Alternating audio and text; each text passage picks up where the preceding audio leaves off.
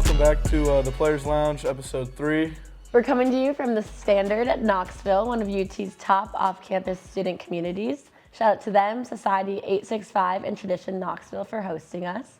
Managed by Landmark Properties, these communities offer 1 to 5 bedroom apartments with elevated amenities and convenient locations. So if you're in need of housing for fall of 2025, look at them. Today we're with 2 junior transfers, Liam Doyle and Andrew Fisher. We'll start with you, Liam. Kind of tell us about your hometown. You're from New Hampshire, kind of hometown, family, stuff like that. Yeah, I live in Derry, New Hampshire, which is extremely southern New Hampshire. I'm like 30 minutes outside of Boston. Lived there with both my parents, my dogs. My first house was in Salem, Massachusetts, and then we moved to New Hampshire when I was a little kid. I don't even really remember that part, but yeah, I lived there my whole life. Not a real big baseball state, but moved to the South to come play baseball now. Kind of tell me about your baseball story in college. You were at Coastal your freshman year, and then both of you guys were at Ole Miss last year. So kind of what brought you to Tennessee, and kind of tell your story. Yeah, so I went to Coastal my freshman year. I didn't get a lot of big offers out of high school. It was tough to get recruited from where I was from and stuff like that, but I knew I was kind of want to play in the SEC. Went to Ole Miss last year, had a great time in the SEC. You know, being able to pitch in the best conference, always fun. And then wanted to now win in the SEC, so came to the right spot, I think, and hopefully we're able to do that this year. And Fisher, you're from Jersey. Kind of tell me about your hometown, where you're from, family, and then your baseball story. Yeah, so I'm from a small town in Jersey, Manasquan. It's right on the shore. It's a small beach town. Baseball up in Jersey it's all right. It's every now and again you'll get a good player to come through, but obviously going down south to play ball is where it's at. So college, when that came around, it was always looking down south. I didn't really have the offers to go play in the SEC either. A couple small schools, but was looking to keep eyes on academics as well. So I had an opportunity to play at Duke, went there, had a great season. Just wanted to play in the SEC though, get a chance to go play at Ole Miss. Had a great season over there, but like Doyle said, we roomed together over there, and then obviously made the decision to come here together. So I think that was the right move for us, with a lot of things in sight in the future. Doyle, you were our opening day starter. First game at Lindsay, and Fisher, you were playing first base that night. Kind of tell me what that experience was like, how the atmosphere was compared to Ole Miss or like other schools you've played at, and kind of what it means to wear orange on Friday nights. Yeah, it's really cool. Atmosphere is always great here. Even last year when we came here to play for an SEC game, it was really fun pitching on that Saturday night. Always big crowds, and the fans are very passionate here, so that's always really cool. It's kind of funny looking over at him playing first base. I've never really seen that before, but that was funny that night. But yeah, wearing the orange every Friday night from now on it's really cool. I'm glad I get to be able to do it for this year, and it's been a true blessing so far. Yeah, I just think it's cool to watch him pitch as well Friday night. Like, you want your best guy out there, and I thought part of my decision too is, you want to come to Tennessee together. It's half that is you don't want to face him. So, you get a chance to play on his team again this year, and I think that helps us, gives us a chance to win a lot of games. So you said y'all were roommates at Ole Miss, right? Did you guys decide together to come here? Was it a group decision? No. No. I opened my phone one morning and saw that he entered the portal. Yeah. You didn't even tell him? No, we have the same agent. And I was just like, what is going on right now? Yeah, so once it all happened, the first thing I did after it went, because it happens and that, it goes public. Mm-hmm. So I gave him a call just to let him know what I was doing. I didn't want him to think I was kind of stabbing him in the back or anything, because like you said, we have the same agent, and we obviously roomed together. So just got kind of close, and just let him know what I was doing. And I didn't tell him hey, you have to do this or whatever, but I just let him know what I was doing. And then, a couple of days go by and I hear from him hey, this is something I'm going to end up doing as well. If you can kind of, pump the brakes on your process, we might be able to go through this together, and just kind of made sense. I don't know if you can attest any of that. The more you kept talking about it on the phone those couple of days when he entered the portal and I entered 2 days after, it just made more sense for me to do the same thing. We both had the same dreams and aspirations of wanting to go win and play college ball and just improve our draft stock wherever we went, stuff like that. But yeah, the more he kept on bringing up these points and stuff, the more it sounded like something that I also wanted to do and make the change. Yeah, I think it was like less about the like personal decision too in that moment. Like I want to play for a team that's going to compete to win, and I'm not sure that I saw that in the future with the team I was in. So, you know, like I said, he's a big time piece of a team that's going to win, and you know, obviously Bargo can attest to that. So once I knew he was going in the portal, it was like, whatever we're doing, I want to make sure I get on the same page as him. Not that he was like running point throughout the whole process, but for a majority of it, like him and I really spent some time thinking like, all right, let's narrow this down. Where do we want to go? Take our visits and whatever else. So it was cool to go through the process together. Yeah, that's definitely a unique experience, I feel like, because going through the whole transfer process is so hard, but like having someone to do it with, and especially your roommate, I feel like that's kind of fun. You could bounce ideas off each other and have someone that's like our sharing first time that through, experience. we just kind of got thrown together as roommates, and then I didn't even know we had the same agent. No, it just kind of worked out. Even and our other roommate had the same agent too. So we had 3 guys in the same house that didn't even know each other. We all had the same agent. Yeah, so kind of they had a connection over there with Ole Miss, and the way it worked out, we all hit the portal, and they throw us all in a room together. Next thing you know, we're with the same agency, all get super close, and then now we're here. Are you guys roommates here? We are. Yep. That's pretty cool. Yeah, it works out well. It's just us 2 this time. Last year we had 4, us and 3 others. But like we're very different. So it works out well. You know, if you have 2 people that are very, very similar, sometimes they can butt heads. So we're very, very different people, and it works out well. And then Liam, so you're SEC Pitcher of the Week. Yep.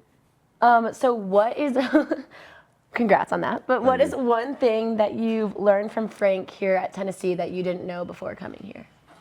You know, I worked with Frank a lot on just, I don't know, just normal baseball stuff, but like blending my pitches so they all came from the same arm slot, had the same sort of spin, and that's something that we worked on a lot all fall, but it's obviously been great to work with Frank and Ren, our pitching coach. But The other day, y'all threw no-hitter. So have you ever been involved in one of those before? not since high school. That was pretty cool to do in college. I was, I knew I didn't give up any hits, but then like there was like 2 or 3 innings that you didn't even realize that we were throwing a no-hitter, and then I think everyone started kind of picking up on it, maybe in like the 8th, even maybe even the 9th. But that was pretty cool to be a part of. That rarely happens, and for us to be able to do that with our pitching staff and how good our offense is, I mean, we're gonna win a lot of games that way.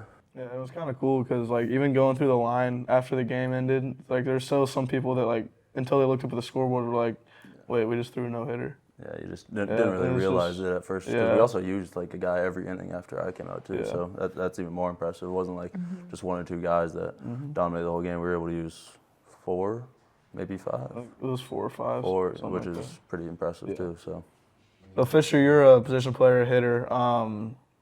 You've been in a couple different programs, a couple different hitting coaches, I'm sure. What makes being a hitter at Tennessee so special, and why do you think everybody has so much success as a hitter here? Yeah, I think part of that is, you know, the people you face in the fall. You know, you have a whole fall semester facing guys like Liam Doyle, Nate Snead, Marcus, Brandon Arvidsson, you know, a bunch of arms that are going out there just dominating. And then, you know, you got your other mix of guys that are coming in from bunch of junior colleges that, you know, they might be throwing a little bit differently than we're used to seeing, and you get a chance to see all these different arms that throw at such a high level. And when you get all those reps under your belt, you go out there in the spring, and I don't want to say it feels like it's a cakewalk, but it's a lot easier than, you know, not seeing all that in the fall and then going out there and seeing it for the first time. Yeah, and I feel like, from my point of view, I think a lot of it is just the freedom that Coach Elander gives us as hitters, because it's not cookie cutter. It's not you got to have this swing or anything like have this approach, and you know, you just let us go out there and do what works with our swing and what works for us, and I feel like that contributes to a lot of the success that we have. Yeah, I agree. And one other thing too, I'd say is because the program's like recently been having a ton of success, there's a lot of really talented players that are attracted to coming here right now. So aside from just facing good arms, you're around really good hitters all day long. So I get a chance to see how, you know, Dean's hitting and Keelan or whoever else is in the lineup, or even a vet like Hunt. Get to pick their brain, watch how they take batting practice, and see what their approach looks like. It's kind of crafted my approach this year more than it has in previous years. Yeah, I feel like it's pretty cool to kind of see, especially like on game day, like everybody has their own routine and nobody does the same thing. And you see all 9 hitters doing their own thing and what works for them and what gets them ready to go. Okay, I'm going to change the topic from baseball for a sec. What is each of y'all's favorite sport to watch that's not baseball? I'd say probably football, more specifically like college football. I like watching college football games, like big SEC games. Like going to the games here are really fun. Going to the games at Ole Miss are really fun. Going to games like that I think are really cool. And watching just like the big SEC championships and stuff like that. That's probably my favorite sport to watch. Yeah, I would say as well for me, like watching college sports has become so much more entertaining than pro because I see, what it takes to have to balance academics and, athletics at the same time. And I have a lot of respect for the guys that compete at those levels. So I think for me, it might be college hoops. If it's not college hoops, it's going to be college football.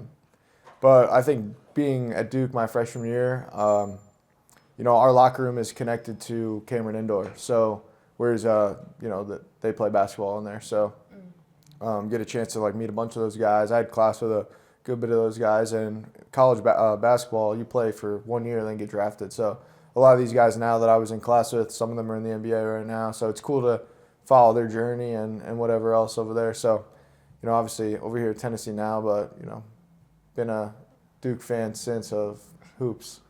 Yeah, I would probably say either college basketball or college football, but in person, I really enjoy watching hockey. Okay, I think hockey in person is really, really cool to watch, especially like NHL games. Yeah. But I would say, for where we're at though, I'd say probably college football. Just kind of, besides soccer, what's your favorite? I was going to say no one wanted to say soccer, but no. You know when I want to watch soccer is when they're in a shootout, which is never. And that's it. That's all you want to watch? Yeah, because that's super cool. exciting. World Cup's pretty cool too, the final. World Cup's cool. Not college soccer. College soccer. I want to see someone put in the back of the net 8 times. It just doesn't happen though. Yeah, no, it's Actually, I would say different. though, Duke women's soccer was good though too when I was there. They were good. Yeah. Yeah, no, they always have a good program for sure. I would say similar to what you said, college sports are just I'd like watching all of them, but probably football mostly also because going to the football games here is just unreal. So fun. It's a whole experience, really. Our experience at the Grove was pretty crazy back at Ole Miss. They have a whole shebang they do over there. It's crazy. Yeah. College sports just mean more, I feel like, for the players. Yeah. When you watch an NFL game, you have the guys that are making $200 million that don't necessarily care when they're on a 2-12 team, but when Vanderbilt walks into Tennessee or Alabama at the end of the year and they're 1-8 or whatever, they win, it ruins the other team's season. Every game means something in some way, where other sports it just doesn't. Yeah, definitely. Did you guys play any other sports growing up? Yeah, I played basketball and football until about COVID hit, and then stopped playing all other sports because that's when I started receiving offers for baseball, and there was no point to really pick it up after our seasons got canceled for that. But yeah, I played a few other sports growing up. I played everything since I was a kid.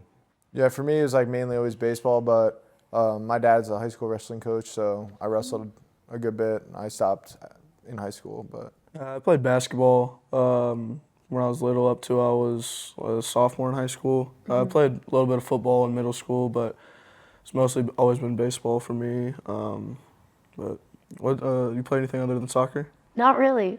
Really? I feel like girls who play soccer play lacrosse too. So lacrosse was women's lacrosse is not a thing in Illinois. Not a thing. It's kind of surprising. It slowly became a thing. In high school, they created a club lacrosse team, but it was combined of 4 high schools, and it was it wasn't even a real high school sport. It was a club. Yeah. So is it big near lacrosse is a big thing. It's where huge. Yeah, I'm from, so. I feel like up north. it's really big on the East Coast, not really the Midwest. Yeah, it's kind of the same in Nebraska. It was 4 schools, and then it would be a club lacrosse team, and that was it. Yeah, no lacrosse for me. Okay, back to baseball, and y'all. First of all, what are your walk-up songs? Mine's Shipping Up to Boston. Just kind of a vibe that I caught from going to games back at Fenway. A few other Red Sox players walk out to it. It gets played at every game there, so kind of brought the northern, a little bit south down here, and it's a good walk-up song. Catchy. And has that always been yours, or have you changed it? Nah, I've this year? had a million different walk-up Okay. songs since college, but that one's kind of stood out. Yeah, mine's been the same all 3 years. I Really? use Turbulence by Steve Aoki, like a radio edit. It's just kind of, it's like a flashy song that's like, when I go up there, it's kind of annoying, obnoxious, unless like you're rooting for the person that is, walking out to it. So Yeah. he actually, Steve Aoki commented on my Instagram one time, so like I just use this song since. That's funny. Yeah. I've used Temperature by Sean Paul this year, and right now I'm using Welcome to Jamrock by Damian Marley. Okay. And who do you guys think has the best walk-up song on the team? I got a sleeper pick for mine, but I'll save it for last. Manny, I like Manny's walk-up song, Suave. It's a Hispanic song, it's pretty cool, and I also help him pick it out. So Manny. I was gonna say Manny too. Okay. I like that one. I think Gavin Keelan's is pretty Dude, dang good. it is a good one. It's kind of catchy, but like the catchy, fans yeah. haven't caught on to it No, yet. they will. They They What will. is will it? though. I don't even know, It's- but Pretty sure it's Hot by Pitbull. It's a Pitbull song. Yeah, it's a Pitbull song. I'm pretty sure it's yo, Hot. can you sing it? How's it Yeah. going? Yeah, Yeah, can you give us a little? Nah. I can't. I Well, feel like you can do it. No. I think I don't even know the No, lyrics. I It's don't just think- I don't it's think more you the can. beat than the lyrics. The fans will start to do it soon. yeah. What would your walk-up song be if you had one? Oh my gosh. I don't know. Like genuinely, every time I like go to y'all's games and hear the walk-up songs, I always am like, how do they pick these? Like I don't know. I feel like that's such a hard. Usually A you want to hard get choice. something that the fans are going to buy Yeah. into.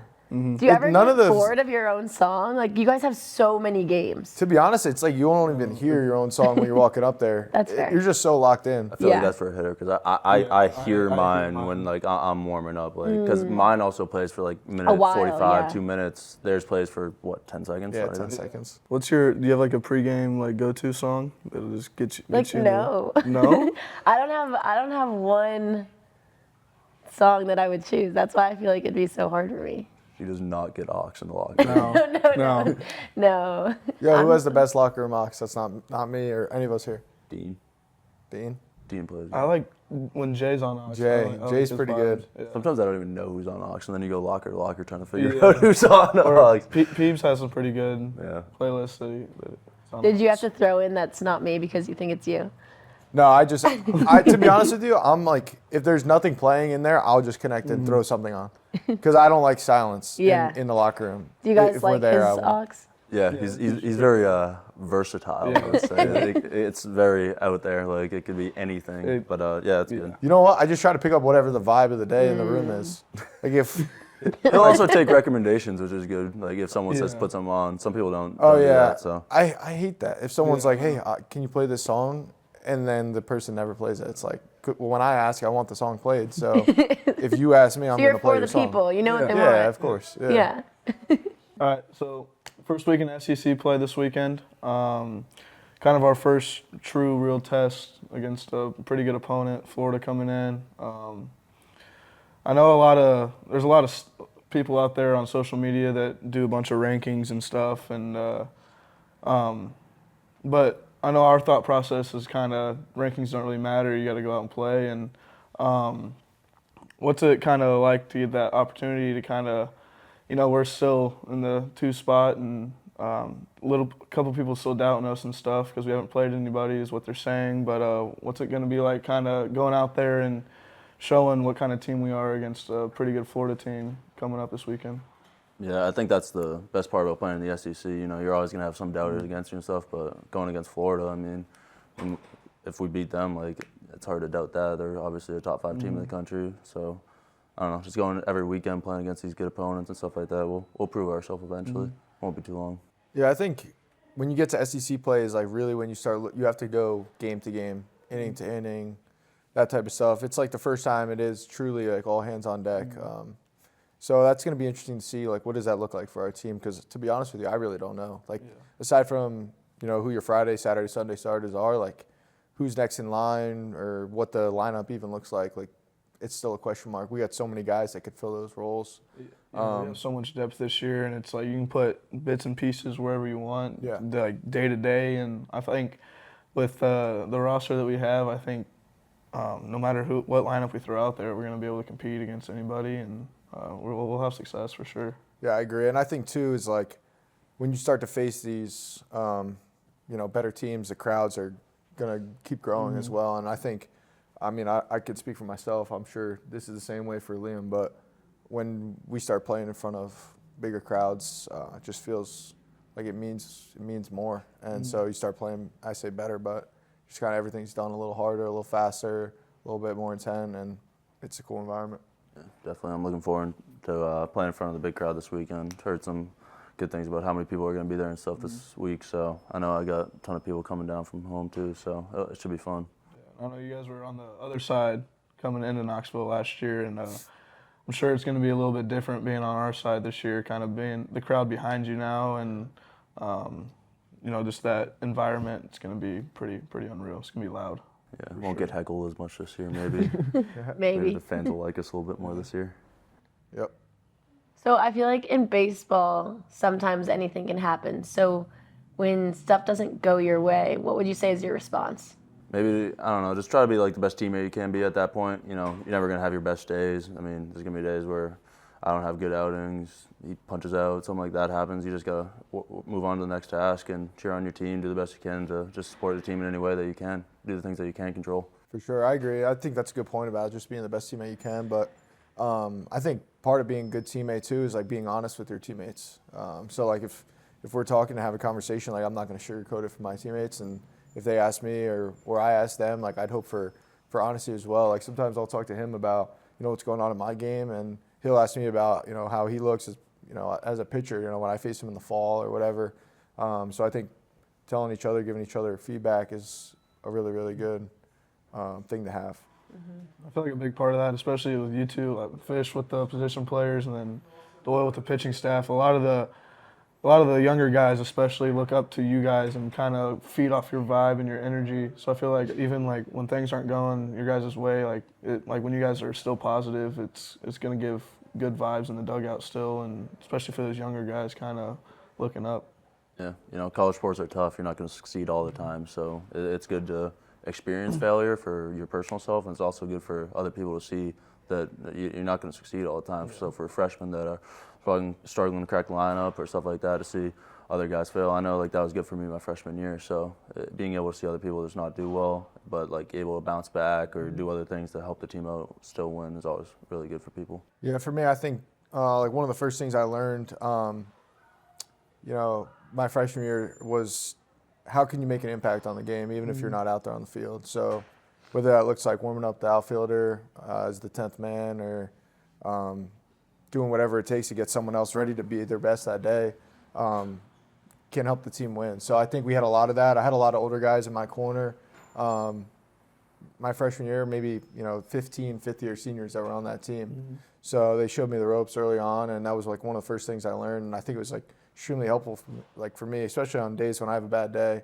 Like you guys were saying earlier that some guys will consider me like one of the goofier, outgoing guys on the team. It's more so like just me being open with my teammates and being vulnerable to them, and they kind of feel what I feel. And if I bring positive vibes even on a bad day, they can pick up from that. What would you guys say makes Tony Vitello different as a coach? His personality and his enthusiasm, I would say. He's very energetic, and it's very different than a lot of, at least coaches I've had, which are like all, I don't want to say old guys, but older guys that just been around the game for a long time, which is always good, and they're always good to learn from. But Tony's very different, I feel like, than from a lot of college baseball coaches, which is cool. It's just someone that you really want to go play for and give your all every game.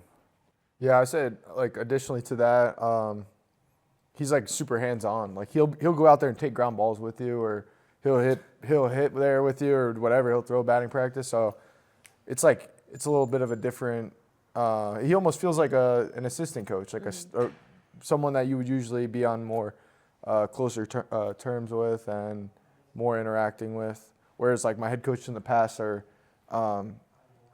it's less interacting with them, more with the assistants. Where with V, there's a lot of interactions with him. Would you agree? Yeah, he's very personable as a coach, and he brings the vibe, and he makes guys understand that he's gonna have your back and be in your corner, and it's someone that you can feel comfortable having a conversation with, and not just look at him as a head coach. And it's pretty cool to play for a guy like that, and especially him younger and him being so energetic as he is, it feeds into us as players and sure.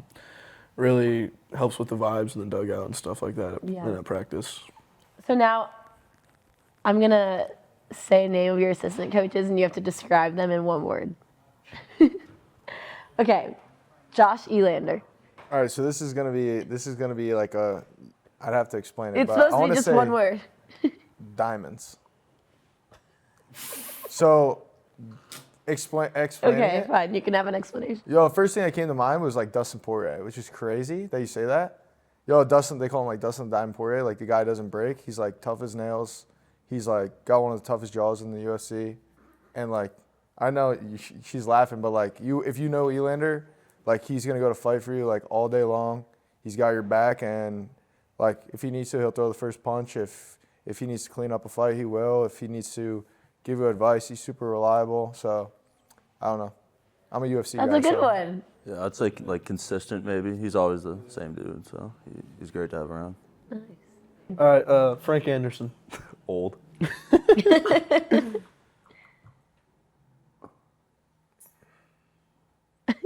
Fisher's coming up with You these just gotta be- elaborate like you gotta be- symbolism you gotta be answers here. quick. Like Frank's easy. I got Old. like cartoons. What? Yeah, he reminds me of like a cartoon character, like someone that like fastball away. yeah, like someone that you can like draw on a piece of paper and like explain their personalities you're writing, like not like a standard person. I don't know if I have like better way to describe that. Okay. Yeah, it makes I see that. Ross Kivett. Real. Yeah. That's all I gotta say. Real.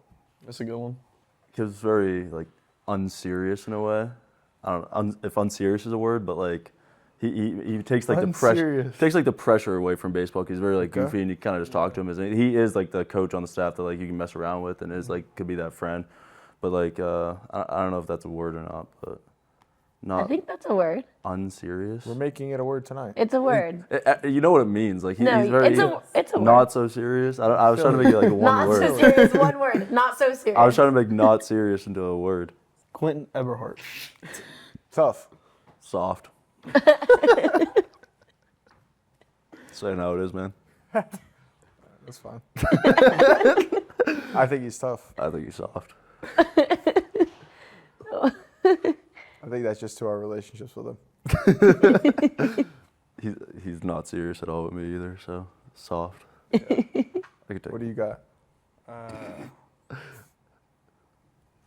Clown. I think if you asked everyone on the team that question, They'd have a everyone would have a different- different answer. Because you would have. Q's funny because he's very easy to tell like if it's a good time to like mess around with him or not, or if you actually have to lock in and you're about to do something that's gonna suck. But like, yeah, no, Q's all talk though. He's not scary. Okay, last question. If you weren't a baseball player, what would you be?